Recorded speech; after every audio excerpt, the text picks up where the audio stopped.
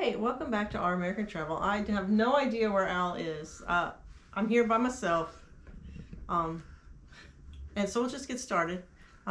He may just show up in a minute. We got an empty seat. He's probably in the bathroom. On this episode, we're gonna go through our visit to Thomas Jefferson's house, Monticello. We went in late June 2021. It's kind of hard to remember everything. It's been a long time, and we didn't keep a journal. Hey, wait! You started without me. I did. Oh, Yeah, you're not supposed to start. You're not supposed to start without me. Oh, okay. Yeah. Hey, we went to Monticello. He probably remembers more than I do because he's just really into stuff like that. Yeah. Well, hey, we're going to find out in a minute how much we remember. We're going to show you some of the footage and so forth. Not a lot, but some. Maybe it'll whet your interest a little bit. Hey, give us a comment on if you've been, and if you haven't been. Tell me what you. And if you haven't been, you should go. You'll learn a lot. It's very interesting. Awesome. All right, so stay tuned. Coming up.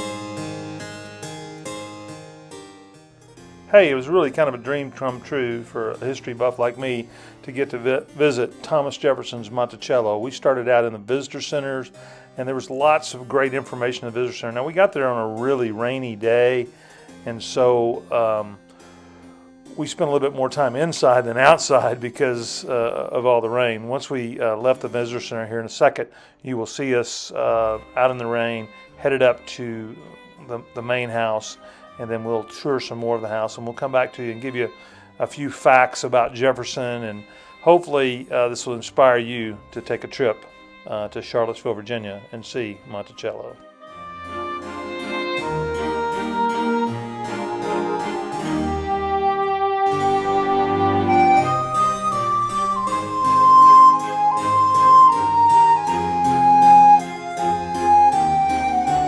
Jefferson's library, down this hallway specifically. We're going to take it all the way to the end, and then it's a clear path around the house after that. If you like to take photographs, all we ask is that you turn the flash off. You can take as many as you like. All right?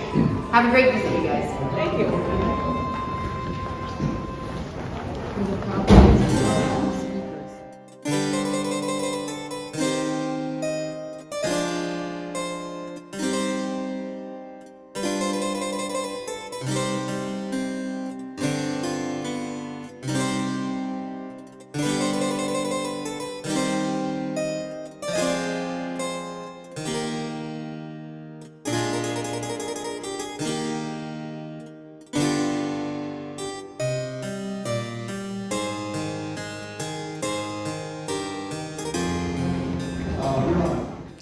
This is Thomas Jefferson's study, and you've noticed when we first came in, just to the right there, had a little bedroom just off his study because he would and this is a mimeograph machine, one of the first copy machines. So you would actually, write out the document there, and then it would actually copy it down while you were writing it. So I say mimeograph, it was their way of copying. You'll notice a lot of things. There's John the Baptist's head on a platter, so some interesting art. You'll notice the bust of some very famous people, and as well, he had an interest in music. You see a guitar sitting on top of a piano there, and so Jefferson was interested in the cello and some other musical instruments that you can read about.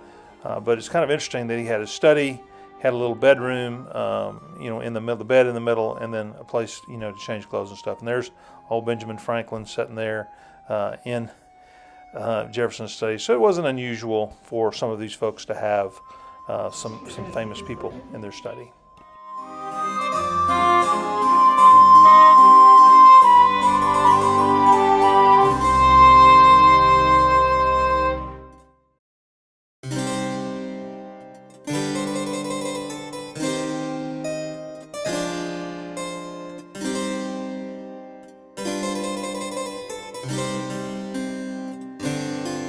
One of the things you'll notice besides Jefferson's bed that was just off his study is a little wash basin. You saw it real quickly there.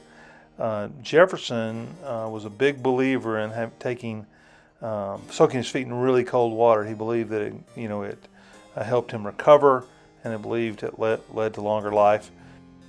It's kind of interesting since now they have all the athletes, after they compete in a football game or whatever, take these ice baths. So it's kind of interesting that Jefferson was ahead of his time.